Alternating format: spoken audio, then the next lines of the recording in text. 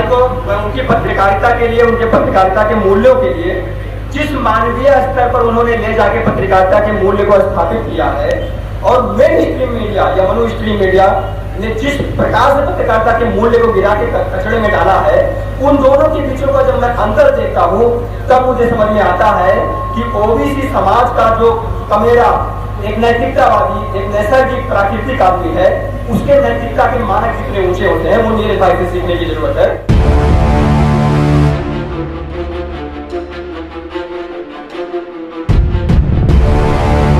सभी सम्मानित साथियों से चाहूंगा कि जब भी दम हो तो उसे बड़ी दमदारी से रखें, और कभी मदद की जरूरत हो तो अपने साथियों को मदद करने के लिए उसी हौसला अफजाई के साथ आगे आए, जिससे कि हमारा जो मिशन है, जो उद्देश्य है, वो कामयाब हो।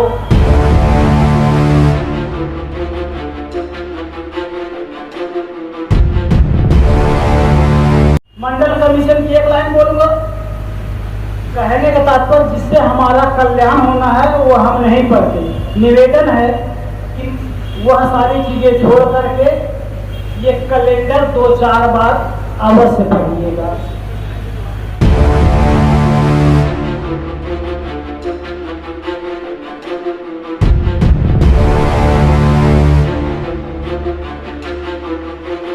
अगर आज हमारे भाजपा के जो हमारे ओबीसी एससी के सदस्य हैं, अगर अपने मंतव्य को एक बात खोल दें कि नहीं आप गलत कर रहे हैं, पक्की बात है कि भाजपा को इस विषय पर विचार करना पड़ेगा।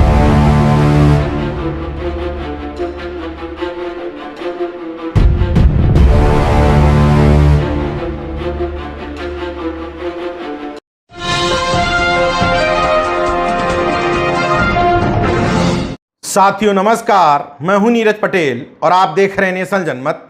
ये शानदार और वैचारिक नज़ारा जो आप देख रहे थे, ये प्रयागराज के कृष्णा गार्डन का है। यहाँ सामाजिक सरोकारों से जुड़ी पाखंड अंधविश्वास के विरोध में और वैज्ञानिक दृष्टिकोण पैदा करने वाली पत्रकारिता करने के लिए नेशनल जनमत को सम्मानित किया गया। अमूमन मैं ऐसी खबरें नहीं दिखाता, मगर नेशनल जनमत के सम्मानित होने के मायने केवल नेशनल जनमत या मेरे यानी कि नीरज भाई पटेल के सम्मान से नहीं, बल्कि एक विचारधारा के सम्मान से भी है। ये वीडियो आपके सामने लाना इसलिए ज़रूरी था क्योंकि इस सम्मान समारोह ने तमाम सारी धारणाओं को तोड़ा। मसलन ओबीसी मुर्दा हो चुके हैं, ओबीसी केवल अपने विधायकों और मंत्रियों का सम्मान करना जानते हैं, ओबीसी मानसिक गुलाम हो चुके हैं। कुर्मी या पटेल समाज के लोग पाखंड और अंधविश्वास में डूबे होने की वजह से संघी और भाजपाई हो गए हैं। इस प्रोग्राम ने इन तमाम सारे प्रतिमानों को तोड़ते हुए नए प्रतिमान स्थापित किए। मसलन पिछड़े वर्ग के लोग भी ब्यूरोक्रेट्स और नेताओं के अलावा अपने समाज के बुद्धिजीवी वर्ग के लोगों को अब सम्मानित करना जानते हैं। पिछड़े वर्ग के लोगों को भी अपने मुद्दे समझ में आते हैं और ये वर्ग भी पाखंड और अंधविश्वास से बाहर निकलने के लिए आतुर है। इसके अलावा ये भी तबका है जो बिना स्वार्थ के लोगों का सम्मान करना जानता है। नेशनल जनमत ना किसी की ट्रांसफर पोस्टिंग, ना नाली खड़ंजा, ना उसको ठेके पत्ती की सिफारिश कर सकता है। इसके बावजूद नेशनल जनमत को सम्मानित करने का मायने है कि निश्चित तौर पर उसकी विचारधारा की वजह से, उसके विचारों की वजह से उसको सम्मानित किया गया। इस कार्यक्रम ने देश भर के उन लोगों को सकारात्मक ऊर्जा दी है जो सोचते हैं कि अब तमाम सारे पिछड़े वर्ग के लोग सत्ता के सामने और अपने जाति के नेताओं के सामने नतमस्तक हो गए। इस भावना से आगे बढ़ते हुए अगर कोई व्यक्ति बिना डरे, बिना झुके, बिना रुके सामाजिक परिवर्तन का कारवां आगे बढ़ाता है तो निश्चित तौर पर उसको मान, सम्मान, प्रतिष्ठा सब कुछ मिलती है। इस कार्यक्रम ने यह भी प्रतिमान स्थापित किया कि अगर आपका दान पात्र पवित्र है तो धन तो छोड़िए, आपके लिए जान देने वालों की भी कमी नहीं रहेगी। हाँ, इसके लिए इतना जरूर है कि जब आप सम्मान पाने के हकदार हैं तो आप जोखिम उठाने के लिए भी तैयार रहिए। मतलब दो नावों की सवारी मत करिए। अगर आप इस विचारधारा से सम्मान पा रहे हैं तो उस तरफ से लाभ उठाने की कोशिश मत करिए। आपको अपने जीवन में त्याग लाना पड़ेगा, तमाम जगह पर कंप्रोमाइज करना पड़ेगा। कंप्रोमाइज का मतलब विचारधारा से नहीं, बल्कि अपनी सुख सुविधाओं से कंप्रोमाइज करना पड़ेगा। आपको यह तय करना पड़ेगा कि हम ये कर रहे हैं, इसलिए हमारे साथ ये नहीं हो सकता या ये नुकसान हो सकता है। इन तमाम सारी चीज़ों के लिए अगर आप तैयार रहते हैं तो निश्चित तौर पर समाज पलक पावड़े बिछा करके आपका सम्मान करता है और आपको आगे बढ़ाने के लिए भी तैयार रहता है। ये कार्यक्रम इस बात का गवाह है कि जो लोग कहते हैं कि समाज से उनको अपेक्षित सहयोग नहीं मिला, निश्चित रूप से उनकी नीयत में, काम में कहीं ना कहीं खोट रहा होगा। अगर आप पूरी शिद्दत के साथ, ईमानदारी के साथ अपने मुद्दों पर आगे बढ़ते हैं तो देर सवेर ही सही विभिन्न समाजों को आपका काम भी समझ में आता है, आपको सम्मान भी देते हैं और इस बात की चिंता भी करते हैं कि आपका मिशन मूवमेंट लगातार आगे बढ़ता रहे। सम्मान समारोह भले ही सरदार पटेल संघ के वैचारिक साथियों और शिक्षकों द्वारा आयोजित किया गया हो, लेकिन वहां पहुंचने पर नेशनल जनमत को जिला विज्ञान क्लब के समन्वयक डॉक्टर लालजी यादव, ज्ञान चंद्र पटेल जी और शिक्षक नेता डॉक्टर एसपी सिंह पटेल ने भी अपनी ढंग से सम्मानित किया। आपने पहले कुछ पार्ट देखा था, अब उस कार्यक्रम के आगे की झलकियां सुन लीजिए और देख लीजिए। जिस तरह फॉरवर्ड वो अपने मुद्दे पे अडिग रहता है, वो अपने मुद्दे से नहीं हिलता है, उसका जो एजेंडा है उसे वो चलाता है, मुखिया चाहे जो हो। इसलिए मैं भी कहता हूँ कि 85% जो लोग इंडिया के हैं उन्हें भी अपना मुद्दा सेट करना चाहिए और उस पर अडिग रहना चाहिए। हमारे मुख्य अतिथि हैं भाई नीरज पटेल जी, तो मैं इलाहाबाद के निवासियों की तरफ से और अपनी जो हम लोग का संगठन है सरकारी पार्षद पूर्व पार्षद संघर्ष समिति है, संघर्ष नागरिक संघर्ष मोर्चा है, उसकी तरफ से मैं आपका स्वागत करता हूं, अभिनंदन करता हूं।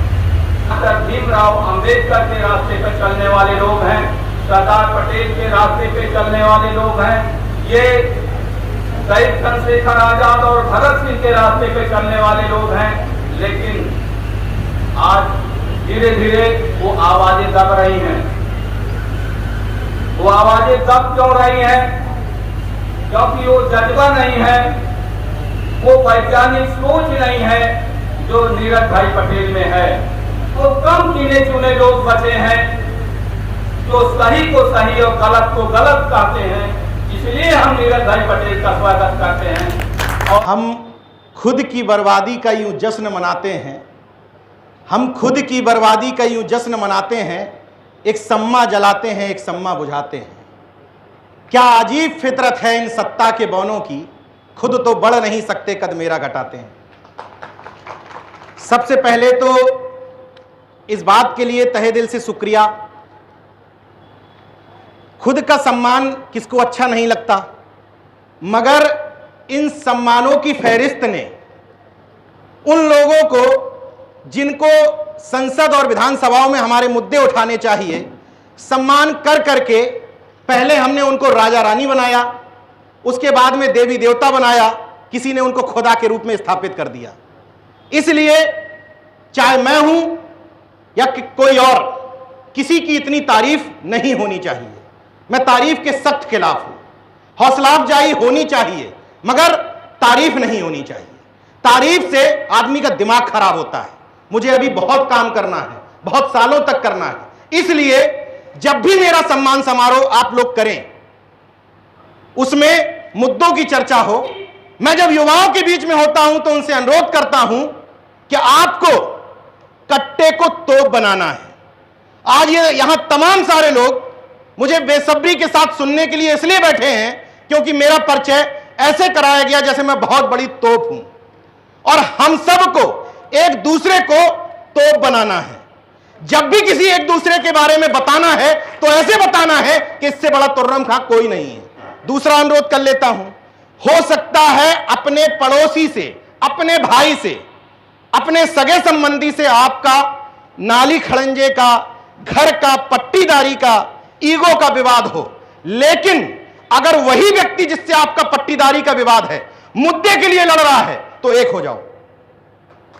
जिस समय पट्टीदारी का विवाद चल रहा है डंडा लेकर के लड़ लो, लेकिन अगर जातिवार जनगणना के लिए लड़ रहा है तो उसके कार्यक्रम में चले जाओ, उसका समर्थन कर दो। जब कोई बढ़ गया तो उस पर लेवल लगा दो, made in Kurmi, made in Ahir, made in गढ़रिया।